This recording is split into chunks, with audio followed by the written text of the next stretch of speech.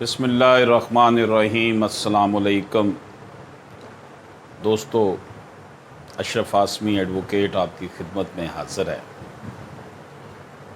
میری یہ گفتگو ہیومن رائٹس کے حوالے سے ہے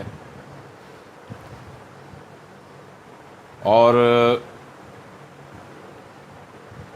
ہمارا جو پروفیشن ہے وہ معاشی، معاشرتی، عمرانی، نفسیاتی، قانونی و دیگر زندگی کے شعبہ جات کے حوالے سے متعلق آگاہی جو ہے وہ بھرپور انداز میں رکھتا ہے۔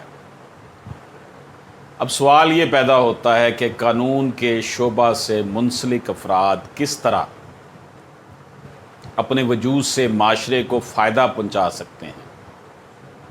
موجودہ حالات میں مادیت نے ہر رشتے سے تعلق کو گہنا کر رکھ دیا ہے۔ ہر لمحہ، ہر ساتھ معاشی ضرورتوں کا رونا رونے نے معاشرے سے امن و سکون چھین لیا ہے۔ صبح صادق سے لے کے رات گئے تک معاشی مجبوریوں کو اپنے حواس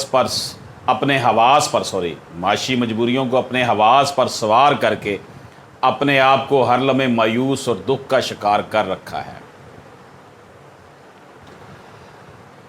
دکھی اور مایوس انسانیت نے اپنے لیے خود ساختہ اتنے دکھ پال رکھے ہیں کہ دو وقت کی روٹی کو ترسنے والے کو تو خالق پر بھروسہ ہے، لیکن جن کو روٹی میسر ہے وہ دوسروں سے نوالے چھین کر اپنے پیٹ کی دوزخ کی آگ کو بجھانے کی لا حاصل سعی میں مصروف ہے۔ دوستو، میرے خیال میں انسانی حقوق کی تنظیموں کو سب سے پہلے تو یہ امر پیش نظر رکھنا چاہیے کہ انسانی حقوق کے لیے کام کرنے والے کارکنان خود کو ہوس، دنیاوی لالچ سے دور رکھیں۔ جب تک ان کے اپنے دلوں میں خوف خدا نہیں ہوگا اور دنیاوی آسائشات کی اہمیت نہیں ہوگی، تب ہی وہ معاشرے کو کچھ دے سکتے ہیں۔ پاکستان میں انسانی حقوق کے حوالے سے کام کرنے والے بہت بڑے بڑے نام ہیں جو کہ پوری دنیا میں اس شعبے میں اپنی مثال آپ ہیں، اور اکثر انسانی حقوق کے لیے کام کرنے والے لوگ صرف میڈیا میں خبریں لگوانے تک ہی جو ہے وہ اپنا کردار ادا کر رہے ہوتے ہیں۔ دنیا آج تک ایسی مثال دینے سے قاصر ہے کہ نبی پاک صلی اللہ علیہ وآلہ وسلم سے بڑھ کر انسانی حقوق کا لمبردار اور کوئی نہیں۔ نبی پاک صلی اللہ علیہ وآلہ وسلم نے خواتین کے حقوق کے حوالے سے، اقلیتوں کے حقوق کے حوالے سے جو مثالیں ہمارے لیے سیٹ کی ہیں وہ پوری انسانیت کا سر فخر سے بلند کیے ہوئے ہیں۔ انسانی حقوق تو بہت بڑی بات ہے۔ نبی پاک صلی اللہ علیہ وآلہ وسلم نے تو جانوروں کے تحفظ کے حوالے سے بھی ہماری رہنمائی کی اور بہت کچھ کر کے دکھایا۔ موجودہ دور میں امریکہ، یورپ، برطانیہ میں انسانی حقوق کی تنظیمیں بہت فعال ہیں، لیکن ان کا دائرہ کار صرف اپنے ملکوں تک محدود ہے۔ یہ ممالک تو معاشی سماجی حوالے سے پہلے ہی بہت ترقی یافتہ ہے۔ وہاں تو ان تنظیموں کا کام بہت آسان ہے اور یہ تنظیمیں مسلسل آگاہی مہم کے ذریعے انسانی شعور کی بیداری کا فریضہ سر انجام دیتی ہیں۔ ان ترقی یافتہ ممالک میں معاشی آسودگی کی وجہ سے قوانین پر عمل پیرا ہونا اور عزت و حرمت کے لیے کام کرنا نسبتاً آسان ہے۔ سویڈن، برطانیہ، ناروے، امریکہ، جرمنی، یورپ کے دیگر ممالک میں انسانی حقوق کے لمبردار مرد و خواتین بہت زیادہ فعال ہیں۔ پاکستان میں بھی بہت سے قابل احترام نام ہیں جو یہ کام کر رہے ہیں۔ ان لوگوں نے اپنی زندگیوں کو معاشرے میں رواداری، امن، برداشت کے فروغ کے لیے جو ہے وہ وقف کر رکھا ہے۔ بڑے بڑے عظیم دانشور اسی راہ کے مسافر تھے۔ اگر ہم انسانی حقوق کی پامالی کی بات کرتے ہیں تو یہ بات انتہائی افسوسناک ہے کہ ترقی پذیر ممالک یا انتہائی پسماندہ ممالک غربت کی ایسی چکی میں پس رہے ہیں کہ ان ممالک میں غلام ابن غلام ہی پیدا ہو رہے ہیں۔ غربت کے منحوس چکر نے ان ممالک کو اس طرح اپنی لپیٹ میں لے رکھا ہے کہ پاکستان جیسے ملک میں، جو کہ ایک ایٹمی ملک ہے، جس کے پاس سمندر ہے، پہاڑ ہیں، چاروں موسم ہیں، اس کو صرف چند ہزار لوگوں نے یرغمال بنا رکھا ہے۔ 60% سے زائد لوگ خطِ غربت سے انتہائی निचली सतह पर ज़िंदगी बसर कर रहे हैं। बेरोज़गारी, मख्फी बेरोज़गारी ने आवाम का बुरा हाल कर रखा है। इन हालात में फिर इंसानी हकूक़ की हालत कैसे बेहतर हो सकती है, जब गरीब आवाम को भेड़ों के रेवर की तरह हाँका जा रहा हो। बांग्लादेश, भारत, बर्मा में भी ऐसे ही हालात है। जिस तरह किसी दोशीज़ा की खूबसूरती उसके लिए वबाले जान बन जाती है, इसी तरह पाकिस्तान की स्ट्रेटेजिक जोग्राफियाई हालत ने उसके वजूद को हिला कर रख दिया। ये हमारी जो जोग्राफियाई हालत है कि हमारे एक तरफ अफ़गानिस्तान है, इधर ईरान है, इधर भारत है, और ये जो सूरत हाल बनी हुई है ये हमारे लिए जो है वो मुसीबत का बायस बनी हुई है। अमेरिका, भारत, इसराइल हमारी जान के दुश्मन बने हुए हैं। ऊपर से सितम ज़रीफ़ी ये भी है कि हमारे माजी के हुक्मरानों ने भी हमेशा अमरीकी ग़ुलामी के तौक़ को अपने गले का हार बनाए रखा। पाकिस्तानी माशरे में इल्म के नूर की कमी नहीं, वडेरों, ज़िम्मेदारों, सरमायादारों को अवाम दुश्मनी के हवाले किया हुआ है, उसके बावजूद इल्म फैला है। पाकिस्तानी कौम की जो मुश्किलात हैं और पुलिस का निज़ाम और पटवारी का जो निज़ाम है, पाकिस्तानी अवाम के ऊपर जुल्म ढा रहा है। पुलिस के निज़ाम में बहुत बड़ी ख़राबी सियासी मुदाखलत का होना है। पुलिस का निज़ाम हमारे माशरे में इंसाफ की बालादस्ती की राह में बहुत बड़ी रुकावट है। पुलिस को दबाव में रखने के लिए इतने ग्रोह सरगर्म अमल हैं कि पुलिस चाहे भी तो इन जिम्मेदारियों को अदा करने से कासर है। जब पुलिस ने अपने फ़राइज़ की अदायगी प्रेशर में करनी है, जब हर MNA और MPA थानेदार को अपनी अना की इशारों पर नचाता है, तो अमन व अमान कैसे कायम हो सकता है।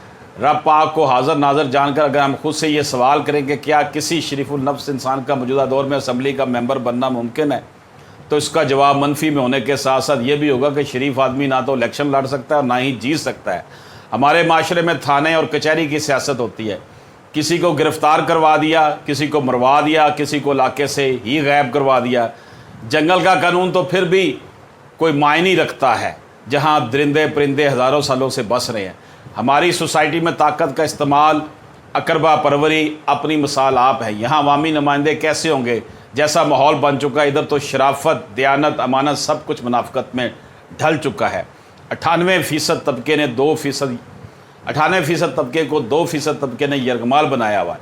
इन हालात में पुलिस अमन व अमान कैसे कायम रखे, जब अवामी नुमाइंदे, वज़ीर, मशीर, सरमायादार, वडेरे पुलिस को अपनी मनमानी के लिए इस्तेमाल करते हैं, तो फिर गरीबों की जो सूरत हाल होगी वो हम सब के सामने हैं।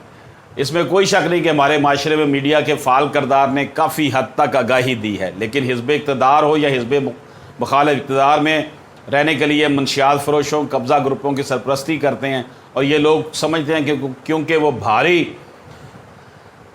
रकम खर्च करके इलेक्शन जीत कर आए हैं, इसलिए वो अपने पैसे जो है वो पूरे करते हैं। इसके लिए उन्होंने बाकायदा गुंडे पाल रखे होते हैं। मौजूदा हालात में वकला, सिविल सोसाइटी और अदलिया ही उम्मीद की किरण है कि शायद हमारा माशरा कभी गिद्धों से निजात हासिल कर सके। थाने बिकते हैं, माहाना बुनियादों पर रकूम इकट्ठी होती हैं।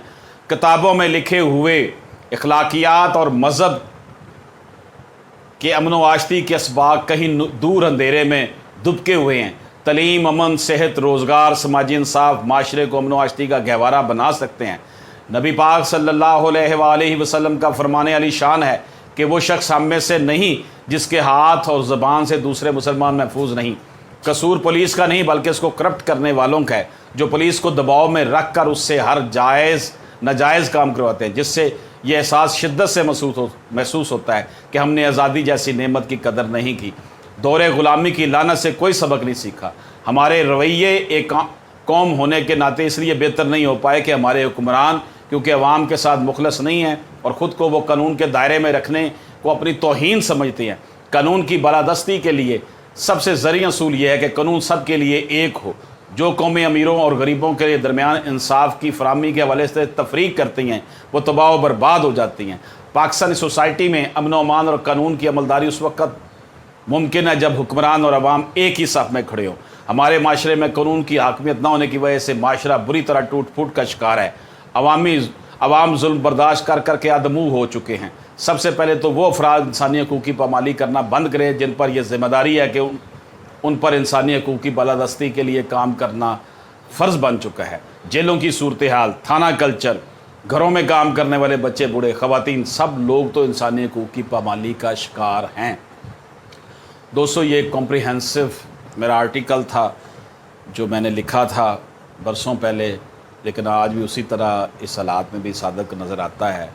मौजूदा हुकूमत से मुझे बड़ी उम्मीदें थी कि ये बड़ी ड्रास्टिक चेंज लाएगी, लेकिन थाना कल्चर भी उसी तरह, महंगाई भी उसी तरह, इंसानी हकूक़ की पामालियाँ भी उसी तरह, बल्कि FIR कटवाने का रेट और बढ़ चुका है। ये मैं बातें वो कर रहा हूँ जो कि शायद लोगों को पसंद नहीं आएंगी कि कानून का तालिब इल्म होने के नाते मैं कैसी बातें कर रहा हूँ, लेकिन हकीकत यही है।